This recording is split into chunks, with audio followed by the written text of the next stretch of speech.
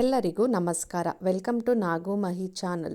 ಇವತ್ತಿನ ವಿಡಿಯೋದಲ್ಲಿ ತುಂಬ ಕಡಿಮೆ ಪದಾರ್ಥನ ಉಪಯೋಗಿಸಿಕೊಂಡು ತುಂಬ ಕಡಿಮೆ ಸಮಯದಲ್ಲಿ ರೆಡಿಯಾಗುವಂತಹ ರೆಸಿಪಿ ಗೀ ರೈಸ್, ಹಾಗೆ ಇದರ ಕಾಂಬಿನೇಷನ್ ಆಗಿ ಸೂಪರ್ ಒಂದು ಚಿಕನ್ ಗ್ರೇವಿ ಕೂಡ ಮಾಡಿ ತೋರಿಸ್ತಾ ಇದ್ದೀನಿ. ಎರಡೂ ಕಾಂಬಿನೇಷನ್ ತುಂಬಾ ಚೆನ್ನಾಗಿರುತ್ತೆ. ಸೊ ಹೊಸದಾಗಿ ನಮ್ಮ ಚಾನಲ್ನ ನೋಡ್ತಾ ಇದ್ದರೆ ಪ್ಲೀಸ್ ಸಬ್ಸ್ಕ್ರೈಬ್ ಮಾಡ್ಕೊಳ್ಳಿ ಮತ್ತು ಪಕ್ಕದಲ್ಲಿರುವ ಬೆಲ್ ಐಕನ್ನ ಕ್ಲಿಕ್ ಮಾಡಿ. ಈ ವಿಡಿಯೋ ಇಷ್ಟ ಆದರೆ ನಿಮ್ಮ ಫ್ಯಾಮಿಲಿಗೂ ಹೆಚ್ಚು ಈ ವಿಡಿಯೋನ ಶೇರ್ ಮಾಡಿ. ಬನ್ನಿ ಇವಾಗ ಗೀ ರೈಸ್ನ ಯಾವ ರೀತಿ ಮಾಡ್ಕೊಳ್ಳೋದು ಅಂತ ನೋಡೋಣ. ಫಸ್ಟು ಸ್ಟವನ್ನು ಆನ್ ಮಾಡಿ ಒಂದು ಕುಕ್ಕರನ್ನು ಬಿಸಿ ಮಾಡೋಕ್ಕೆ ಇಟ್ಕೊಂಡಿದ್ದೀನಿ. ಕುಕ್ಕರ್ ಬಿಸಿ ಆದಮೇಲೆ 2-3 ಸ್ಪೂನ್ ಆಗೋಷ್ಟು ನಾನಿಲ್ಲಿ ಎಣ್ಣೆನ ಹಾಕ್ಕೊಳ್ತಾ ಇದ್ದೀನಿ. ಎಣ್ಣೆ ಇವಾಗ ಬಿಸಿಯಾಗಿದೆ. ಇದಕ್ಕೆ ನಾನು 2-3 ಏಲಕ್ಕಿನ ಹಾಕ್ಕೊಳ್ತಾ ಇದ್ದೀನಿ. ಒಂದು ಅರ್ಧ ಸ್ಪೂನ್ ಆಗೋಷ್ಟು ಮೆಣಸು, 2 ಇಂಚ್ ಆಗೋಷ್ಟು ಚಕ್ಕೆ ಹಾಕ್ಕೊಂಡಿದ್ದೀನಿ. ಒಂದು 8-10 ಲವಂಗ ಹಾಕ್ಕೊಂಡಿದ್ದೀನಿ. 1 ಸ್ಪೂನ್ ಆಗೋ ಸೋಂಪನ್ನು ಹಾಕ್ಕೊಂಡಿದ್ದೀನಿ. ಮತ್ತು ಮೊಗ್ಗು 2 ಮೊಗ್ಗು, ಒಂದು ಹೂವು ಹಾಕ್ಕೊಂಡಿದ್ದೀನಿ. ಒಂದು 3-4 ಎಲೆ ಹಾಕ್ಕೊಂಡಿದ್ದೀನಿ. ಒಂದು 10 ಗೋಡಂಬಿನ ಹಾಕ್ಕೊಳ್ತಾ ಇದ್ದೀನಿ. ಇದನ್ನೆಲ್ಲ ಹಾಕ್ಕೊಂಡು ಎಣ್ಣೆಲಿ ಚೆನ್ನಾಗಿ ಸ್ವಲ್ಪ ಫ್ರೈ ಮಾಡ್ಕೋಬೇಕಾಗುತ್ತೆ. ನೋಡಿ ಇವಾಗ ಫ್ರೈ ಆಗಿದೆ. 2 ಮೀಡಿಯಮ್ ಸೈಜ್ ಈರುಳ್ಳಿನ ಈ ಥರ ಉದ್ದಕ್ಕೆ ಕಟ್ ಮಾಡಿ ಹಾಕ್ಕೊಳ್ತಾ ಇದ್ದೀನಿ.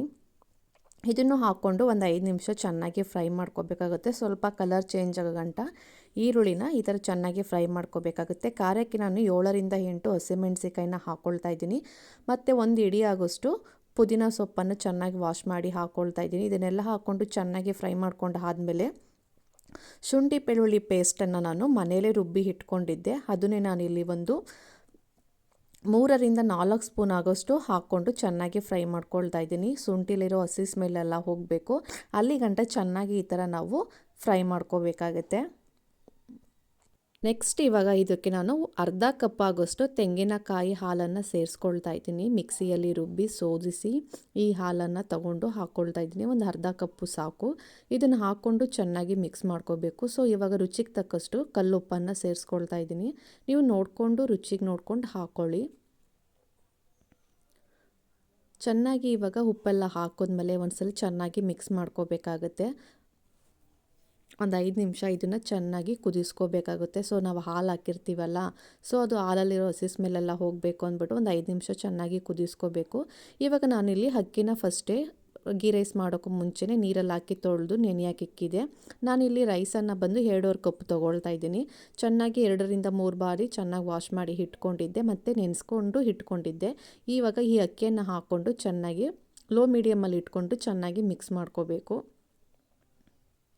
ಸೊ ಮಿಕ್ಸ್ ಮಾಡ್ಕೊಂಡು ಆದಮೇಲೆ ನಾನಿಲ್ಲಿ 2.5 ಲೋಟ ಅಕ್ಕಿಗೆ ನಾನಿಲ್ಲಿ 4.25 ಲೋಟ ಆಗೋಷ್ಟು ನೀರನ್ನು ಹಾಕ್ಕೊಳ್ತಾ ಇದ್ದೀನಿ. ಮತ್ತು ಅರ್ಧ ಕಪ್ ಆಗೋಷ್ಟು ತೆಂಗಿನಕಾಯಿ ಹಾಲು ಹಾಕ್ಕೊಂಡಿದ್ವಲ್ಲ, ಟೋಟಲ್ ಬಂದು ನಾನಿಲ್ಲಿ 5 ಲೋಟ ನೀರನ್ನು ಹಾಕ್ಕೊಂಡಿದ್ದೀನಿ.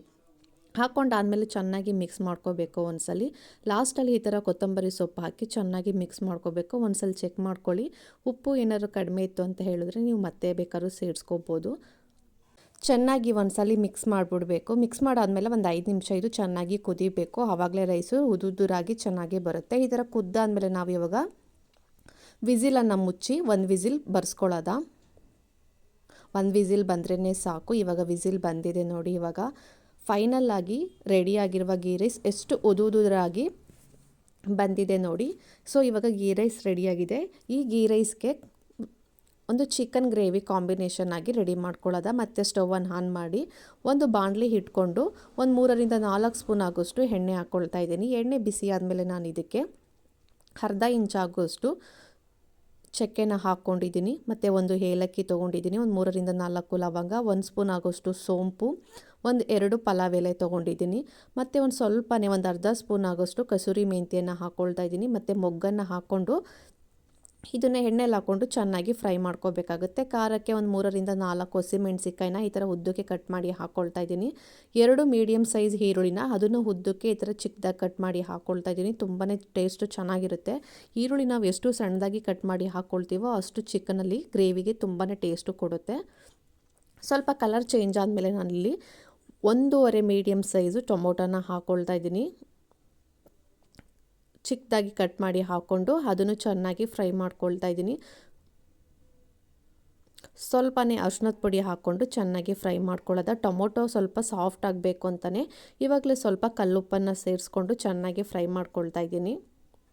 ಫ್ರೈ ಮಾಡ್ಕೊಂಡು ಆದಮೇಲೆ ನಾನಿಲ್ಲಿ 2 ಸ್ಪೂನು ಶುಂಠಿ ಬೆಳ್ಳುಳ್ಳಿ ಪೇಸ್ಟನ್ನು ಹಾಕ್ಕೊಳ್ತಾ ಇದ್ದೀನಿ. ಹಾಕ್ಕೊಂಡಾದಮೇಲೆ ಇದು ಚೆನ್ನಾಗಿ ಹಸಿ ಸ್ಮೆಲ್ಲೆಲ್ಲ ಹೋಗೋವರೆಗೂ ಚೆನ್ನಾಗಿ ಫ್ರೈ ಮಾಡ್ಕೋಬೇಕಾಗತ್ತೆ. ನಾನಿಲ್ಲಿ ಒಂದು ಅರ್ಧ ಕಪ್ ಆಗೋಷ್ಟು ತೆಂಗಿನಕಾಯಿನ ಹಾಲನ್ನು ಹಾಕ್ಕೊಳ್ತಾ ಇದ್ದೀನಿ. ಜಸ್ಟು ತೆಂಗಿನಕಾಯಿನ ಮಿಕ್ಸಿಯಲ್ಲಿ ರುಬ್ಕೊಂಡು ಹಾಕ್ಕೊಳ್ತಾ ಇದ್ದೀನಿ ಅಷ್ಟೇ. ಅದು ಬಿಟ್ಟರೆ ಯಾವುದೇ ರೀತಿ ಮಸಾಲೆಯನ್ನು ನಾನು ರುಬ್ಕೊಂಡಿಲ್ಲ. ತುಂಬಾ ಈ ಥರ ಸಿಂಪಲ್ಲಾಗಿ ಮಾಡಿದ್ರೆ ತುಂಬಾ ಗ್ರೇವಿ ಟೇಸ್ಟು ಚೆನ್ನಾಗಿರುತ್ತೆ. ನಾನಿವಾಗಲೇ 1.5 ಸ್ಪೂನ್ ಆಗೋಷ್ಟು ಚಿಲ್ಲಿ ಪೌಡರ್ನ ಹಾಕ್ಕೊಳ್ತಾ ಇದ್ದೀನಿ. ಹಾಕ್ಕೊಂಡು ಚೆನ್ನಾಗಿ ಮಿಕ್ಸ್ ಮಾಡ್ಕೋಬೇಕಾಗತ್ತೆ. ಒಂದು 5 ನಿಮಿಷ ಚೆನ್ನಾಗಿ ಮಿಕ್ಸ್ ಮಾಡ್ಕೊಂಡು ಆದಮೇಲೆ ನಾನು ಇಲ್ಲಿ 1 kg ಆಗೋಷ್ಟು ಚಿಕನನ್ನು ತೊಗೊಂಡಿದ್ದೀನಿ. ಈ ಚಿಕನನ್ನು 2ರಿಂದ 3 ಬಾರಿ ಚೆನ್ನಾಗಿ ತೊಳ್ಕೊಂಡು ಸ್ವಲ್ಪನೇ ನೀರು ಇರಬಾರ್ದು ಆ ರೀತಿ ಚೆನ್ನಾಗಿ ಹಿಂಡ್ಕೊಂಡು ಒಂದು ಪ್ಲೇಟಲ್ಲಿ ಹಾಕಿ ಇಟ್ಕೊಂಡಿದ್ದೀನಿ. ಇವಾಗ ಗ್ರೇವಿ ರೆಡಿಯಾಗಿದೆಯಲ್ಲ, ಇವಾಗ ಈ ಚಿಕನನ್ನು ಅದರೊಳಗಡೆ ಹಾಕ್ಕೊಂಡು ಚೆನ್ನಾಗಿ ಮಿಕ್ಸ್ ಮಾಡ್ಕೋಬೇಕಾಗತ್ತೆ. ನೋಡಿ ಈ ಥರ ಎಲ್ಲ ಹಾಕ್ಕೊಂಡು ಒಂದ್ಸರಿ ಎಲ್ಲ ಮಸಾಲೆನೂ ಚಿಕನ್ಗೆಲ್ಲ ಹಿಡಿಯೋ ಥರ ಚೆನ್ನಾಗಿ ಮಿಕ್ಸ್ ಮಾಡ್ಕೋಬೇಕು.